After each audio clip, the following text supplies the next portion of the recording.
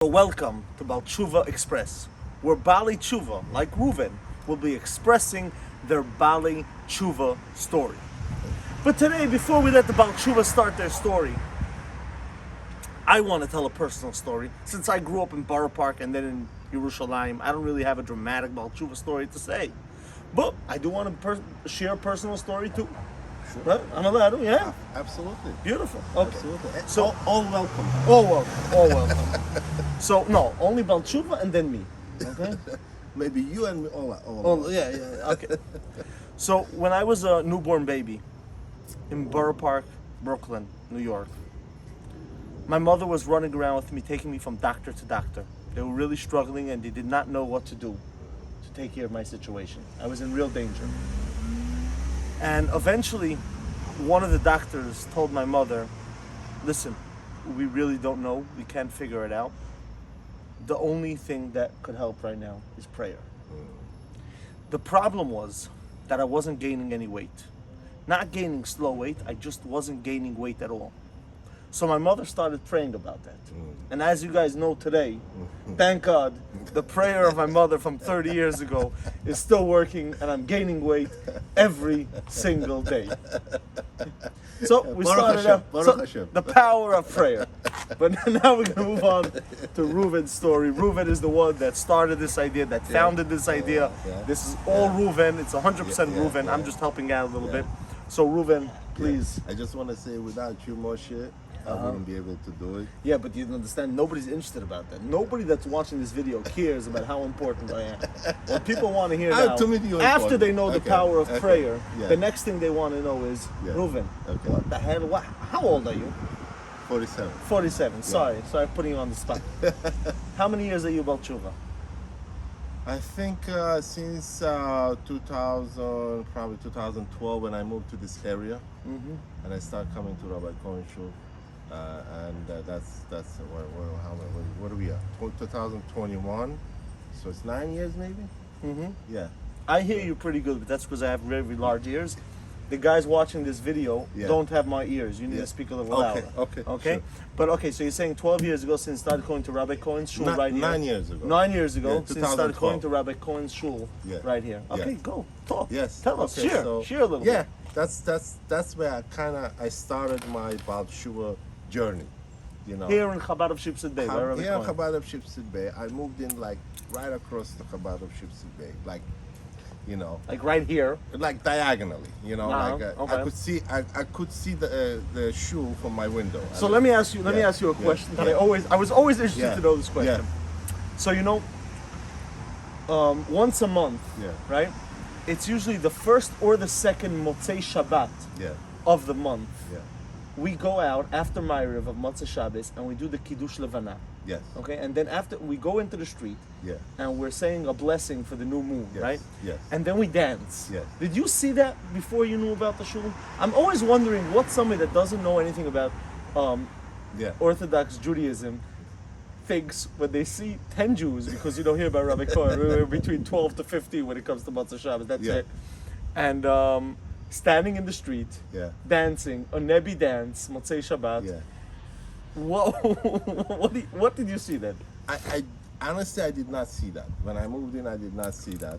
You didn't see us dancing Motzei Shabbat. No. I need to find somebody that saw that before they knew anything about Yeah, Judaism to tell me what it looked like in their eyes. No, I didn't see that, but I know when we do that, when we when we pray the Kiddush Levana, pray for the moon, and I know the people from across the street, they always look. And they're looking. They always look and they wonder what's going on over how here. do you say in Russian, Miza Meshugaim Ele? Who's these cuckoo guys? Smashechi. Smoseshi. Who are these guys? Cuckoo. They go into the street Saturday night, late at night, and they're dancing. And it's not like we're dancing some fancy dance with music, you know what I'm saying? 10, 15 guys walking around. You know? Yeah. But anyways, I was here in the area. And something tells me I was in a place in my life. Speak place in your life. I was in a place in my life that I needed something. I was like, I needed the direction in my life. I need some meaning in my life. Like, so you were lost and depressed. somewhat. Okay. Yes. Okay, Yeah. okay. Absolutely. Yeah. Uh-huh. Lost and depressed, and I needed meaning in life. Okay. So, and I started. So, well, I started looking for a shoe, and I started looking around for a shoe, and I asked someone I know, and I said, "Where do you live?" I said, "I live here and here." "Oh, there's a shoe right across from you." Uh-huh. I said, "Yeah."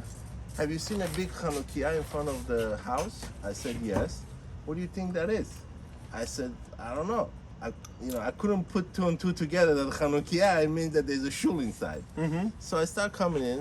I came in the first time. I rang the bell, and Rabbi Cohen opened the door. Oh, so you rang at the house. Okay. Yeah, I rang at the house. Rabbi Cohen opened the door, and he said, "Yeah, by the way, we have a Tuesday night classes." So I started coming to Tuesday night classes, and I started liking it. Something about those classes started pulling me in.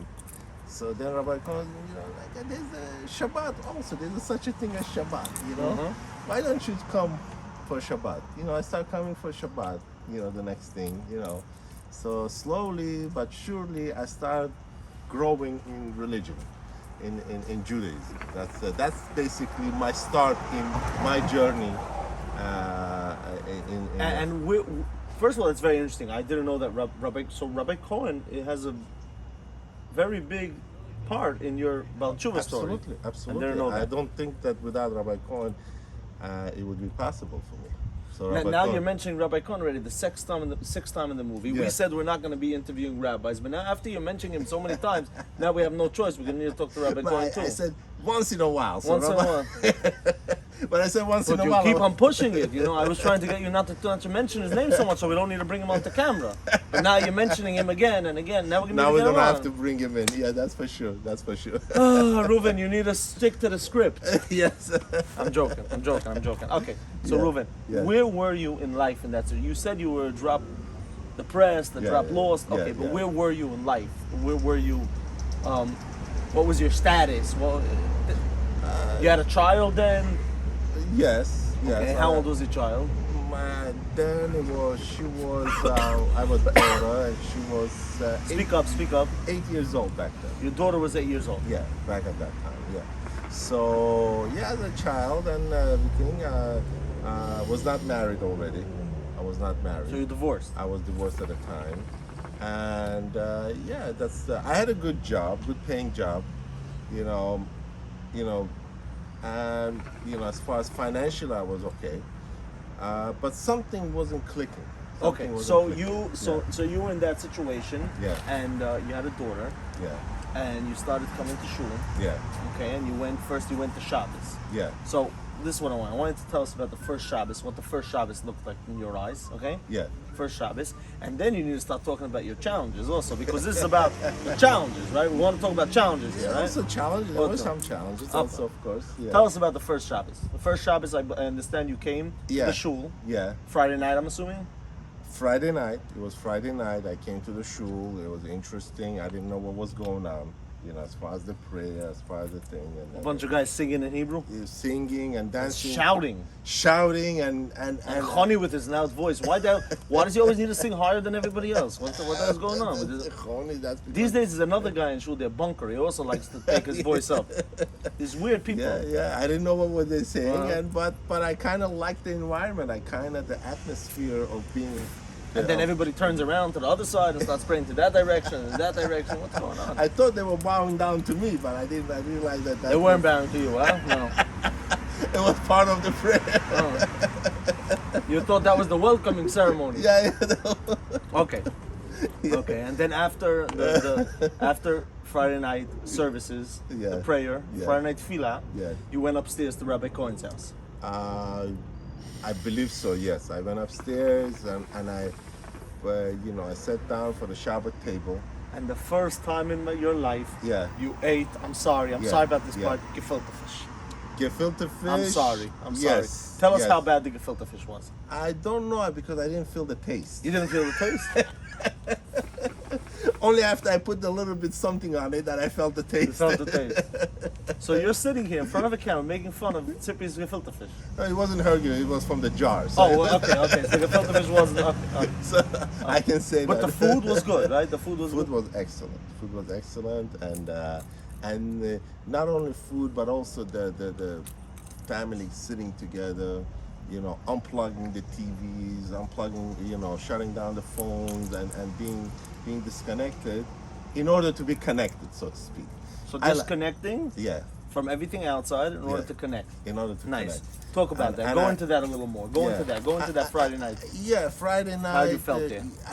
I mean, I felt nervous. I felt awkward a little bit, but I never felt, I'm going to mention Rabbi Cohen, and this time I'm going to mention Tzippi, Rabbi Cohen's wife. Uh-huh. And I never, Rabbi Cohen and Tzippi. And Rebbetzin, and, and the children, right away they made me feel like I'm part of their family. So I never felt like I'm an outsider or somebody who's new, and they were, hey, come sit, and yeah, that's it, So that was a beautiful thing. That was a beautiful thing. I felt a part of, let me say that. So that was the connection, that's the connection, that I found at first, with the people, being connected to the people, That was my first connection to the, so to speak. Before connecting to God, you need to connect to people, So, and that was first Friday. I'm sorry as far about as- this. Hope it doesn't make you uncomfortable. It's okay? Thank you. Thank you. Okay. Yeah. So, while you were sitting there, were there other guests also? There were other guests also. There were other people also. People that you knew before, or everybody was? You didn't know anybody. I didn't know anybody. Everybody was new to me. But like I said, I always felt like part of the. I always felt. Well, they welcomed me from the first moment. I felt part of the family. So that was a good thing. As far as disconnecting my devices or TV or anything like Your that. phone was in your pocket when you were No. there. Oh, you left your phone I home. left my phone at home. So somebody told you. You knew that you're supposed to leave your phone home. No, that I know. I knew. How'd you know that? You I knew- Googled it? You Googled it? No, I knew a little bit. I know you're not supposed to drive. You're not supposed to watch TV. You're not supposed to. So driving wasn't an issue because you were close by. Yeah, I just walked. And you're not supposed to watch TV, use the phone and everything. I knew that much. I knew that much. Yeah. So you knew a little bit. I knew something. I knew that especially don't bring your phone. It's a little bit disrespectful. And so that much I knew. But when I went home, like especially for Shabbos, We have guys that come to shul here with their phone. We both know that. We both know that too. I guess it happens once in a while, yeah. Once in a while or every Shabbat. So yeah, but Let's just explain. We're not a reformed shul where Yeah. it's official. yeah. But we welcome everybody, right? We welcome Yes, everybody we're to not come a in. reformed shul. And some people It's an come in with Orthodox their shul. with their Yeah. phone. Yeah. We don't kick anybody out because they're carrying their Yeah. phone in their pocket. Yeah, Right? yes. The shul that we go to is welcoming everybody, and it doesn't matter whether you use the phone on Shabbos or don't use the phone on Shabbos. So that's the thing. Yeah. Okay, now So- get into your story. You start Yeah. digging in because I don't Yeah. know what to ask you. But I don't know where to start. Should I start in the beginning? So, I don't know what to. Okay, I'll start maybe a little bit of my challenge. These papitas are falling Yeah. apart. They're not cracking the way I want them to crack. So it's becoming a little. They're not cooperating. They're not cooperating. It was supposed to be like very cool. I was gonna take it, I was Yeah, gonna flip it and throw it, and it's gonna look good on camera. But instead, Yeah. it looks nebby. But okay, you start. No, start. Okay. So I'll tell you a little bit of my background. I'm from former Soviet Union, Russia. as they That's call why it. you're so angry till today. That's why you're such an angry guy. Could be. Yeah, Could be. That's why. Okay.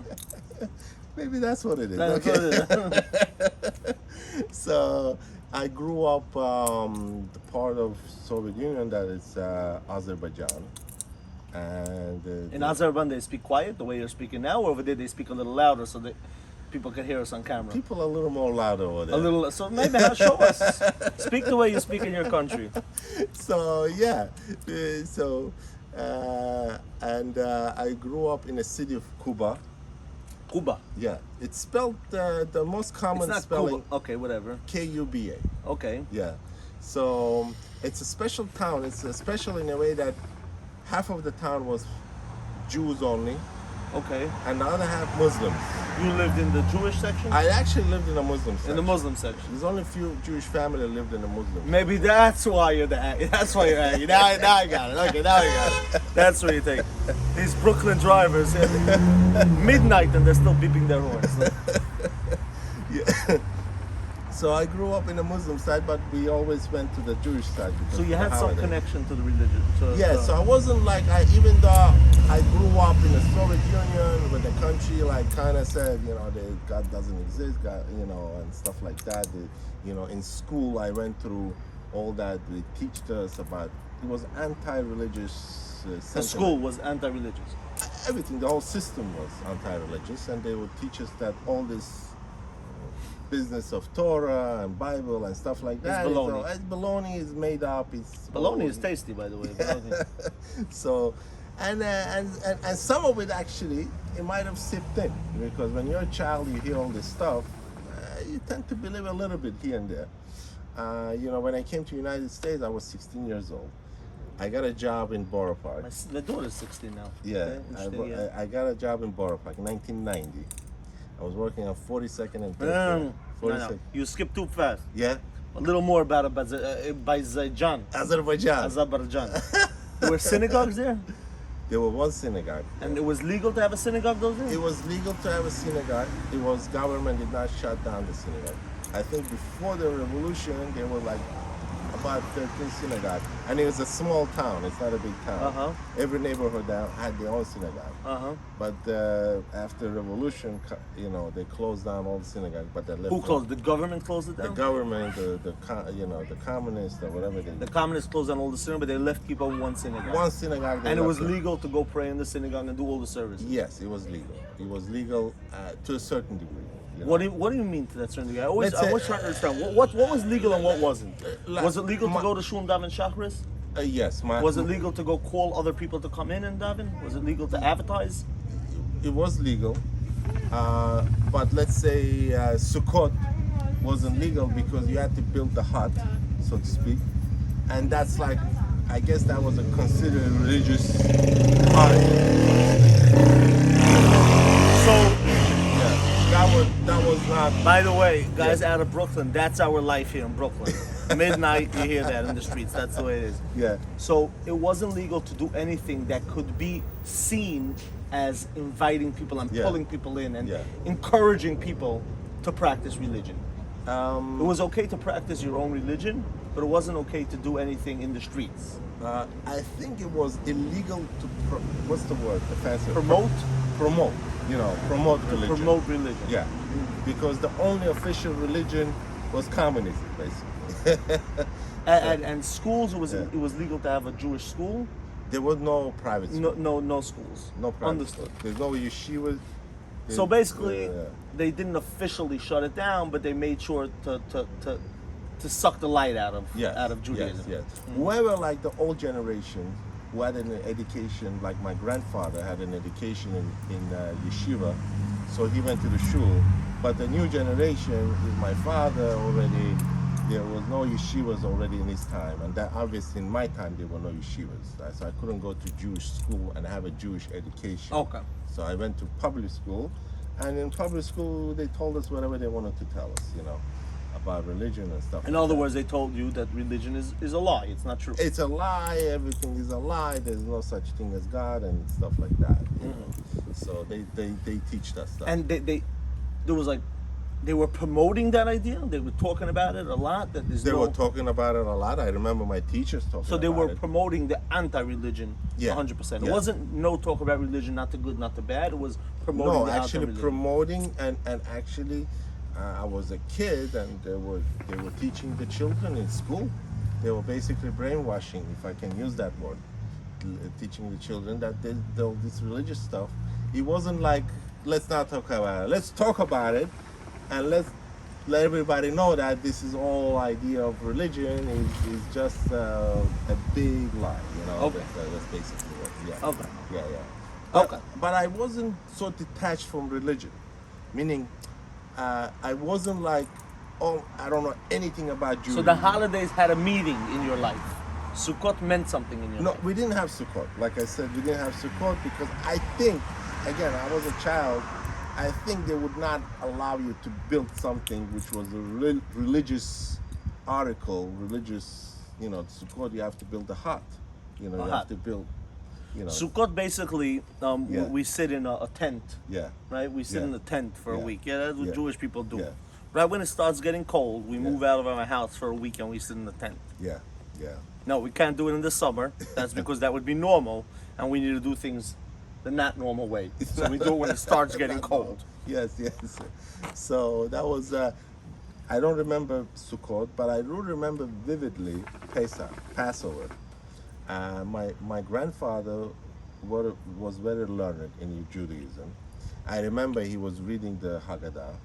It was a big Seder plate. It was a lot of people. My father's side of the family was a big family. And I remember Seder plate. I remember my grandfather concentrating on Haggadah, and I'm concentrating on food, So that I remember. How was the food? Food was excellent. Yeah. Food Who was cooked? Who cooked? All the ladies in the house cooked. They hired the Italians to cook the meal. Azerbaijan, however you pronounce it, they don't know how to cook. They're gefilte fish and things like that. That's what it is. They hired some Italians to come over and cook if the food was good. Food was good. Food was good. Yeah, food was good. Everything was good. That Pesach, the Passover, it was and my grandfather, my father's father, is actually he was my role model in Judaism, and still is Till today. till today. I thought I am. No? You came after. Oh.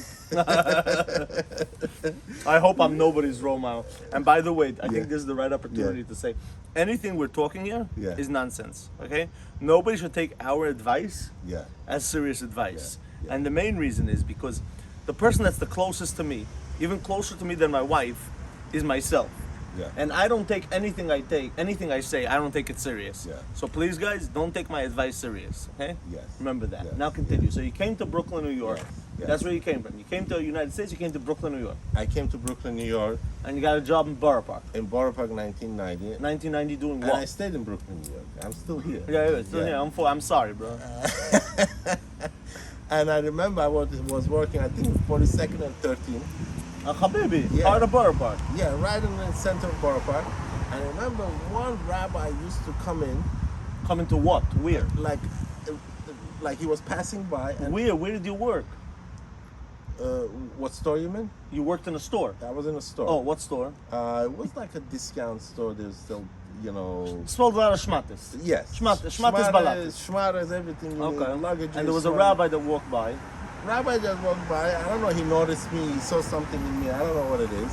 He started waiting for me after work and taking me to his house and teaching me Hebrew, how to read, and giving me a little bit of a. Hey, if there's any kids Yeah. watching this, if somebody comes and says he's a rabbi and takes you to his house, don't follow him. Sounds creepy to me. But, my experience. That's Yeah. it. I'm not advising anything. but you're saying Yeah. it was good. It was okay. It was good. It was good. Okay. And what did he teach you? He was teaching me mostly reading. He was teaching me mostly reading. And he Reading teach- Hebrew. Reading the- Hebrew, but he teach me some basic stuff also. Basics. You knew the alphabet? You had any? I did not know Aleph. No, so he taught you Aleph, He taught Bet. me. He was my first. What was the song he taught you? Aleph, Bet, Gimel, Dalet, Hey, Vav, Zayin, Chet. That Some- way? Or different? No, it was like- Oh, it was more like Russian style. Aleph, Bet. Yes, Gotcha. Russian style. This is it. This is it. Gotcha. And no, he was a nice man as far as I. What was his remember. name? I don't remember. You don't remember your Yeah. first Jewish rabbi? Yeah. I don't remember. Reuben, if you wouldn't be on camera, I would break this bottle of beer on your head right now. How do you not remember the guy's name? I'll tell you even more. Oh, yeah. It was a summer job, and after the summer ended, I was about to go back to school. So remember, I was 16 years old. What kind of school? Oh, just public school, regular Public school here in Brooklyn. And I told her, Rabbi, I'm sorry, my job is over, so you're not gonna see me here. So can you please give me your phone number so I can be in touch with you? We can continue learning. So I gave him the wrong phone number On purpose. on purpose, and I never seen this rabbi since. Reuben, did I tell you before that Yeah. you're a schmuck? So this No, is my you first could- official time I'm telling you, Reuben, you're a schmuck. Can be more official on camera. Yeah. Yeah. So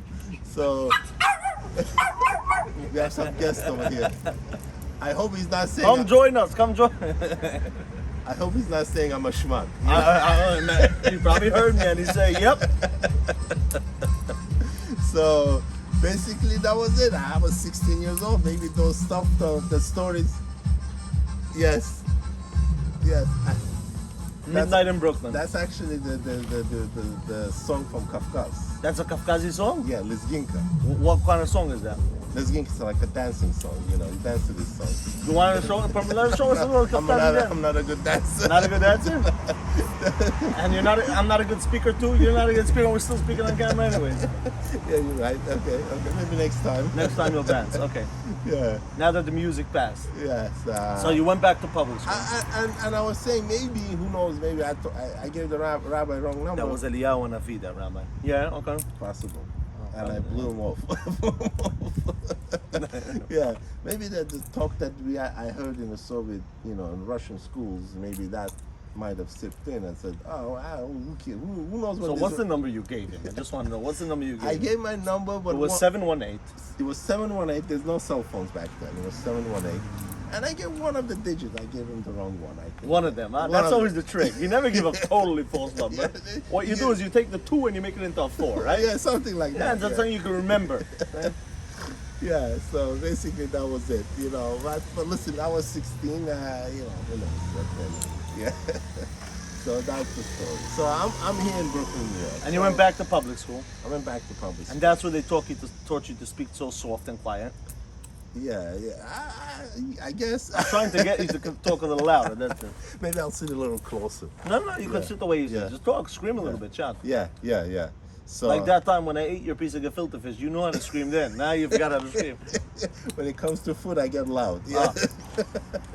So yeah, I've been to I've been in the United States more than 30 years now. So No, but we're holding by school. You went back to school. Yeah. You finished school. Yeah. You continued in life. No Judaism, nothing till Yeah. Rabbi Cohen. From then till Rabbi Cohen, there was nothing going on. Not much.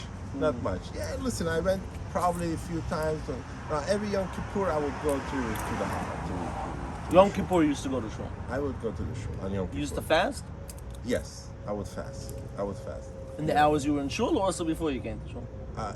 No, all You 20, fast Yom Kippur. The whole 26 hours. You always whatever. fasted Yom Kippur since you were a No, teenager? not always fasted. I fasted when I came to United States. Uh-huh. Yeah, I fasted when I came to United States. Because there's no good food here. That's why you fasted. It was easy. No, there's a lot of food here. Food, yeah. There's a lot of food here. That's a whole different subject. That's Also, one time we're going to be talking about the food. maybe we can have a topic on Okay, the food. okay. Kosher food. So then after years, you got married, you Yeah. got divorced, you have a great daughter. Yeah. Let's go. Yes. And then you came to Rabbi Cohen.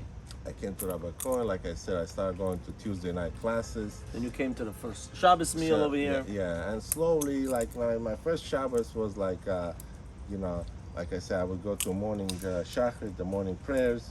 I would come home, I still watch TV, but it was a slow, gradual process. Then I stopped watching the TV. I started shutting down my phone and everything, and that was a slow, gradual process. It wasn't like that's it and everything like cold turkey. My experience wasn't like that. It still is gradual. Could somebody, for God's help, Yeah. explain to me one time Yeah. why is that called cold turkey? I used to smoke, and one day I stopped smoking. Yeah. And people asked me how I stopped smoking. So I told them one day, Yeah. I realized that I'm getting older, Yeah. and I don't remember. It had something to do with Yeah. something happened in the family. Maybe my wife just got pregnant then. Yeah. Something happened, and I decided that I need to stop smoking. Yeah. And I stopped smoking. You stopped smoking. So yeah. people told me you did it cold turkey. Yeah. I told them, listen, I don't like turkey. I don't eat turkey. Why you call it cold turkey? Why is it called especially cold turkey? Why would I eat cold turkey? If I would already eat turkey, trust me, I will run hot and with a lot of sauce, so I don't taste the taste of the disgusting turkey. Yeah. I tell you what it is. I Yeah. don't know. You don't know. I don't know because English is my fourth language. It's your fourth language. Yeah.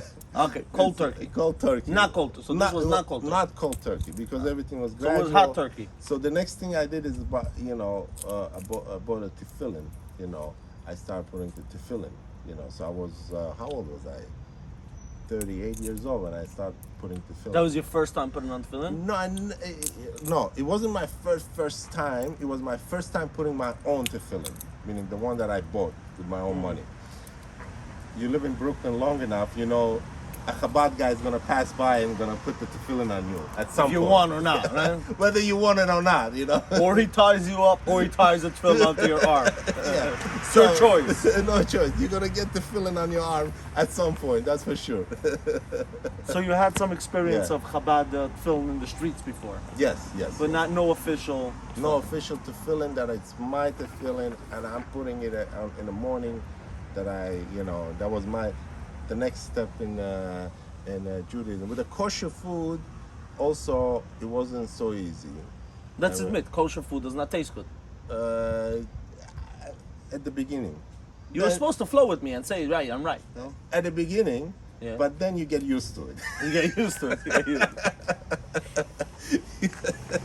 Yeah. And I have to say the story how I start, going with the kosher food. It might have been a cold turkey. A cold turkey. Yeah. How? Don't tell me your first kosher food you ate was cold turkey. Because that would be a disgusting experience. So I'll tell you what was the story. And my coworkers, my former coworkers, I used to work in a company, and after I even stopped working, and a lot of people stopped working in the same company, but we kept in touch. Once a year, we get together, and we go to some restaurant, and eat and schmooze and stuff like that. So, and one time, one summer, I think it was the summer of 2013 or something like that. A year and a half later, after I started coming to the shul, that we were supposed to get together, all my coworkers, all my former coworkers, and it was Friday, and we were supposed to get together on Friday evening, and in an unkosher restaurant. Friday evening? Yeah. Oh, so Shabbat. Shabbat Okay. and non-kosher. So, okay, I got on a train. It wasn't Shabbat yet. I got on a train to go to Manhattan. That's where we were supposed to meet. And I had a dilemma. There's two things: Shabbat, and I'm going to a non-kosher restaurant, which I used to do before, but now. But now it was a dilemma, because it was also Shabbat and it was emotional. Yeah, it was something inside of me started churning. I'm sitting on a train, and all this time, should I go? Should I not go? Should I go? Should I not go? And I'm sitting, I'm thinking, and I was actually sitting like this, sitting. And on a subway, if you know, there's there's 2 seats like this, and there's 3 seats like this. Not anymore. Now the trains are much more modern. But there's some old trains like that. Okay. No, it wasn't that long ago. It was like 8 years ago. You mean the ones that are orange seats, right? The orange. Even the one on Q train, the one that passed over here. The B train. The Q train is really new.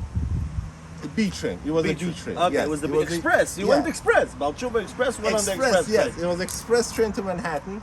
I'm sitting and I see that a family came in, a man and a woman, probably 2 teenage kids. And I'm like, and I kind of saw that a man sat next to me, and the family sat like on the other seats. And I'm going like this, and I picked up my head, and I looked at the man, and he was reading the book, and he had a picture of the Rebbe, of the Lubavitcher Rebbe in his hand, as a bookmark, and he was holding it just like that, up. And I looked like this, and I saw the picture of the Rebbe. I got off the next stop. Uy. I went the other side. I came back to the shul. I can't. The camera can't see what's going on inside me.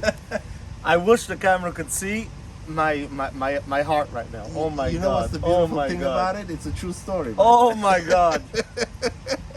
I came back, and since then, I started keeping the Shabbat and eating the kosher food. Wow! I was like fully keeping it. So you got off the train and you went back home. I went back home and you came here to the shul. Yeah, I came to the shul. Wow! That was my What story. did you eat that Shabbat instead of the food in the restaurant? You went to Rabbi Cohen to eat? I ate the gefilte fish by Rabbi Cohen. And it tasted good that time. It tasted good. It tasted good. It tasted good that time. Yes. Yes. Wow. So Now I'm gonna piss off a lot of people. Okay. yeah. So, because I'm gonna piss off everybody. I'm gonna piss off. Right. Okay. So, Yeah. you know, Lubavitch Chassidim say the Rebbe is alive. Right. The Rebbe is alive. The Rebbe is alive. Yeah. And a lot of the world, even most of the Orthodox world, Yeah. doesn't like that. What do you mean the Rebbe is alive? Yeah. He passed away. We know exactly where he's buried. Yeah. You know, right there in Yeah. Queens in the oil. Yeah. And so people get upset when they say the Rebbe's alive. Yeah. And I say, the Rebbe's freaking alive. You know, he got you to get off the train and go back He certainly did. to shul. You can't argue with that. You can't argue You know, with that. That's so for tell sure. me he's alive and not alive. I don't know. That means alive to me. How many people get off a train because of me? You know, people that I don't know. You know, so am I alive or he's alive? You know. This is true. Now, why am I saying I'm gonna piss off everybody? Yeah. Because some Lubavitchers won't like the way I'm explaining that in my eyes what it means he's alive, right? Yeah. Because some people say he's actually physically alive, 100% alive. Yeah. So I don't understand. I don't go into that. Yeah. But that enough Yeah. is enough for me to say that's called Yeah. alive. That's called 100% alive. What does alive mean? That's alive. To me, that's alive. Because if I'm alive, Yeah. if the doctor says I'm alive and I'm laying in bed Yeah. or watching TV and not doing anything, Yeah. that's called dead. And if you're having influence on other people, that's called alive. He certainly influenced me that day. Yeah, That's he what I certainly- called alive. Yeah. He That's what I certainly called alive. influenced me that day. Somebody that still influences people today. Yeah. Somebody that still influences millions of people today. Yes. In my absolutely. eyes, is considered alive. Absolutely. And that's my story with the Rebbe. That he influenced me. And that day he influenced me and I got off the train because of him. Say once again cold Yeah. turkey because I love the word. And it was a cold turkey. It was cold turkey. Cold turkey. And since then I started eating kosher. That's it. That's it. It Wow. wasn't like maybe later, maybe again. No, that's it. Kosher. You know, and I'm grateful for that. And that's my experience. You know, with So then you officially became a DOS. 100% only kosher. You can't hang out with your old friends anymore. I'm sure your friends loved it. They said Reuben became an amazing guy. He doesn't want to see us anymore. I can hang out with them as long as they want to come to a kosher restaurant. I'll hang out with them. You know, so they're wonderful people. They're not Jewish, and you know, I still keep in touch with some of them. But if they want to go to a non-kosher restaurant, I cannot join them. You know, that's already a line that I. Did have you to at join. least chip in and pay part of that bill last time? Because they were planning on you, and then you don't show up. I think that's a good one. Yeah, should I call back? You should call back and tell them, I want to know, we're 10 people, I want to pay a tenth of the bill. yeah, maybe that should be my. Yeah, okay. Okay, tell us now, Reuben. Yeah. Till now, everything was amazing. Tell us some little challenges. What went wrong? I mean, How do you tell your daughter that now we don't eat that anymore? No, I don't eat that anymore. How does that work? my daughter is, she's okay with that. We only go to kosher restaurants, and we eat kosher. She doesn't complain. As long as you pay the bill, it's fine. She loves kosher food, you know. She loves sushi, especially, you know, and Yeah, kosher sushi is something we could do. kosher sushi. Because sushi doesn't need to be kosher in order to be tasty. You know? Yeah. So sushi is good. Yeah, kosher sushi is excellent. I think it's very good. Yeah. So my And we have experience with gefilte fish, you know what I'm saying? yeah. So Anything against that is good already. So yeah, the challenge. Listen, I start going to morning prayers, and for me, morning is hard. It's still hard. I know, you like Yeah, to sleep. Yeah. And like I mentioned, my You don't like to sleep. You don't like to wake up. I don't like to wake up. Exactly. I don't like to wake up in the morning. It's always been a challenge for me. I know that. Yeah. I start going to morning prayers, and one morning, I remember it was 7:00. Rabbi Cohen called me. I hope he doesn't get bothered by this. But I said, I'm not gonna go. I don't feel like it. You told him on the phone or you just didn't answer? I just Didn't answer. I just didn't answer. No, but one second, let me just say something about it. So you're mentioning Yeah. that the rabbi called you on your phone and Yeah. you didn't answer. Yeah. Let me say something amazing Yeah. about our Rabbi Cohen, right? Yeah. He doesn't care. You could not answer the phone 769 times. And you know what he's going to do? He's going to call one more time. Right? Exactly. You could not show up. I think Rabbi Cohen is the most patient man in the world. Most patient. Could not show up 3 years in a row. He's still going to talk to you as if he's sure you're showing up tomorrow morning. Right? Yes, Yeah, absolutely. so you come, we'll see you tomorrow. Yeah, We'll see you tomorrow. yeah. If you remember, I mentioned my grandfather is a role model. So it was 7 o'clock. I remember 7:00. Rabbi Cohen calls me, and I don't pick up the phone. I'm going back to sleep. And who comes to in my dream? Who? Oy. My grandfather. Oi! My grandfather comes to my dream, and he doesn't say nothing. He just starts praying. Oh. You know, and I recognize his voice. I remember how he prayed. And I remember. Give us a piece of his prayer. Give us a piece of his prayer. I can't do it. You can't do it? I had a special I voice. can do it. Can do it. So, and he was praying. He was praying. He was talking to. I know his soul was aware of it. You know that I'm going through this challenge. And maybe he was trying to help me. Maybe he was trying to help me. You know. So, yeah, that was one of the challenges of waking up in the morning and going to prayers. You know, that was one of the challenges that I had to deal with. You know. So, like I mentioned in our demo video, it's 2 steps forward, 1 step back. That was my 1 step back moments in my journey. You got a big boost right away. I mean, you got a grandfather coming. Grandfather coming into my dream, right? Yeah, you know what I He's mean? like, come on, get up and go. And he was praying, you know, it can't be more obvious than that, you know? Right. Did you get out of bed and run to shul, or? No, I was enjoying the dream. You were enjoying the dream. He said, let him pray. Let me sleep. You pray for me. Thank you very much. Yeah, but it helped me later that it's important now for my grandfather to come to my dream, to go to pray. Now that the train is driving by, you really need to speak up. Yes, I'm going to speak up. Another challenge, I guess, I don't know if a challenge or not. In 2015, I got remarried, and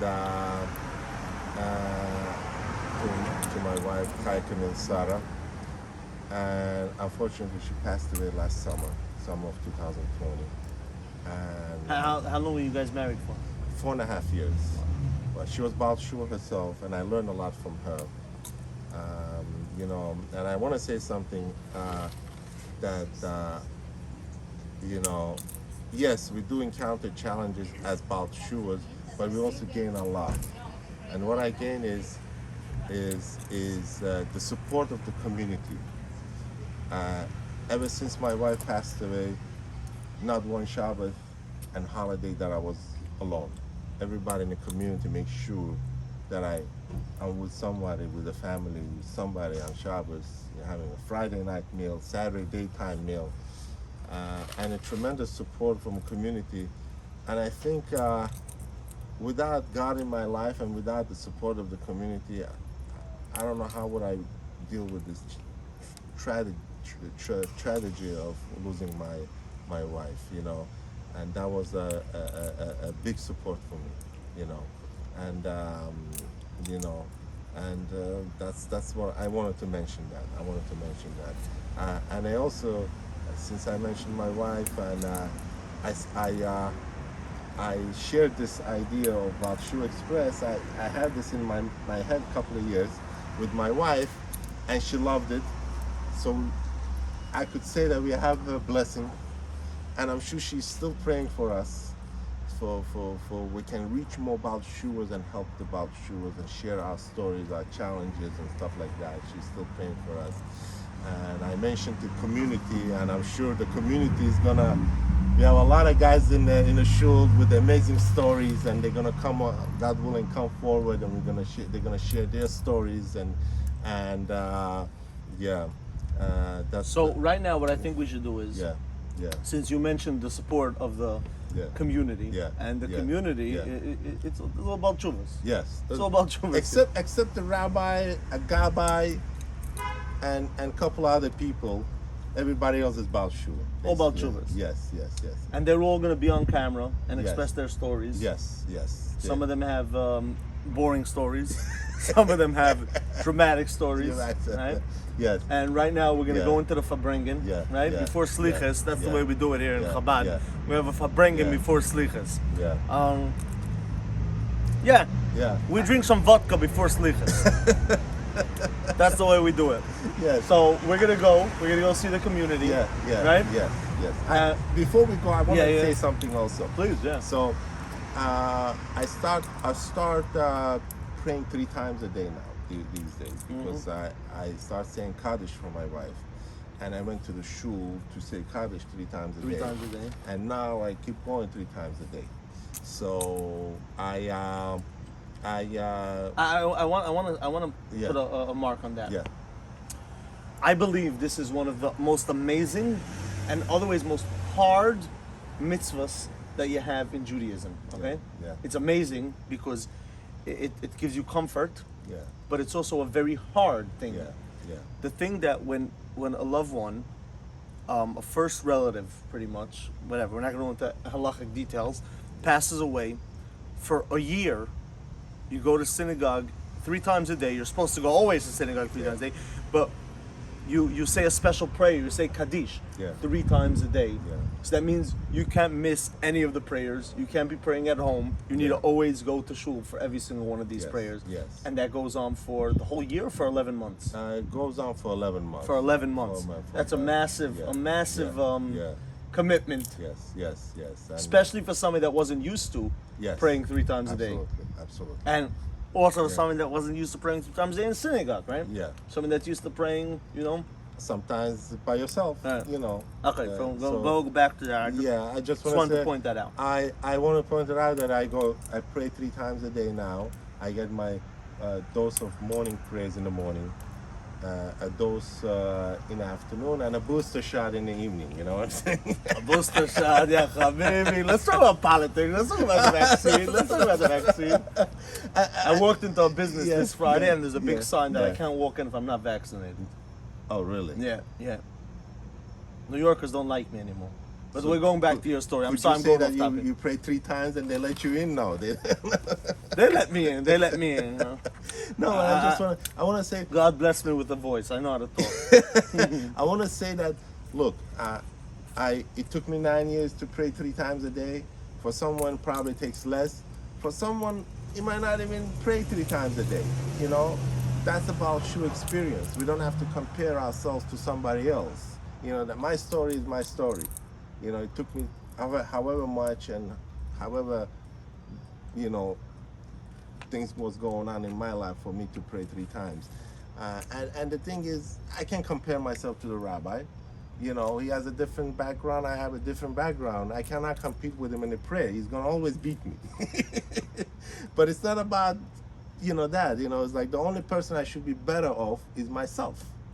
One of the big Yeah. Hasidic Yeah. Magidim, he Yeah. had a brother, Yeah. and he said, and I don't remember which brother said it, so I'm not saying names because I'm bad at names, Yeah. but he said, God is not going to ask me why I'm not like my brother. Yeah. God is going to ask me why I'm not like the best I could be. Yes, absolutely, absolutely. And yeah, like I mentioned, it's a gradual journey, but sometimes I have to exert myself. Exert. Exert meaning I have to push myself. Oh. So meaning that Now we're going to I- learn some English. Exert means push. Uh-huh. Okay, yeah. I have to push myself. If I ask myself, am I better than I was yesterday? Yes, good. You keep on going. If not, then I have to do more. That's my experience, basically. Now, Motzei Shabbat, I could definitely say Yeah. I'm definitely bigger than yesterday. I don't know if I'm better, but I'm definitely bigger. Thank God for the food and Yeah, showers. thank God. Reuben, let's go into the shul. Yes. Let's do see what that. everybody's doing over there. Yes, yes. I think we're gonna walk in with the camera and piss everybody off. What do you say? I think we should do that. Yeah, I think we should piss everybody off with the camera, right? Yeah. I think we need to hide the beer before the cops come. We're gonna hide Yes, the beer let's right do that. here, Let's and we're do gonna that. go. We're gonna Yes, walk yes. right into shul with the camera and piss everybody off. Yes, let's do that. Let's have some fun, huh? One more. We'll leave the hookah here. Let's see what happens. Yeah, habibi. Let's go, Okay. Reuben. Yeah. Let's go. Let's go. Let's go. Let's go. Let's go. They don't know we're doing this. Wonder what's Follow going on. me. Follow me. Yeah, this is our. You see, this is the menorah that Reuben was talking about. that's the no menorah. fancy. I never connected that. Why is this menorah? You never over thought here? this menorah means Yeah, there's a synagogue in yeah. the basement. Yeah. Okay, that's what we got. One day we'll have a nice, fancy, big, beautiful building here. This is what we got in the meantime. Yeah. So this is the shul. Come on in. Okay, we're gonna piss everybody off with the camera without permission. Without permission. And this is good, you know, it's good because he's playing something over there. That the Rosh Hashiva is playing something. Huh? This is the rabbi that he kept mentioning every 2 minutes. Rabbi, I didn't know. Say Yechia Denenu for the camera.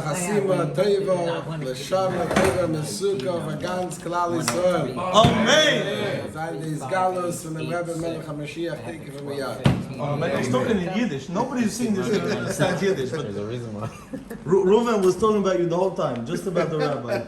I didn't know the rabbi had his direct Baal Teshuvah, I don't know what to call it, but whatever. Yes, yes. Everybody's so quiet because the camera. Guys, relax. It's just the camera. You Huh? talk so much we don't have a chance. Huh? You talk so much we don't have a That's chance. the way I am. I talk. Motel, give us a little bit. No, give us something. No, Motel, no.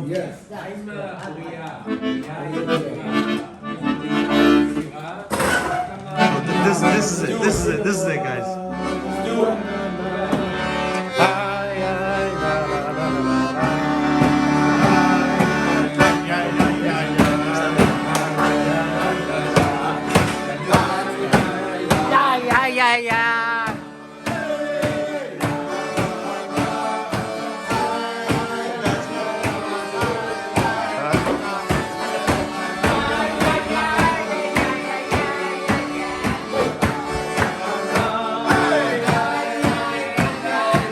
Give us some Mishabeira. Alle Jeden sollen sein gesund, reich und freilich. Amen.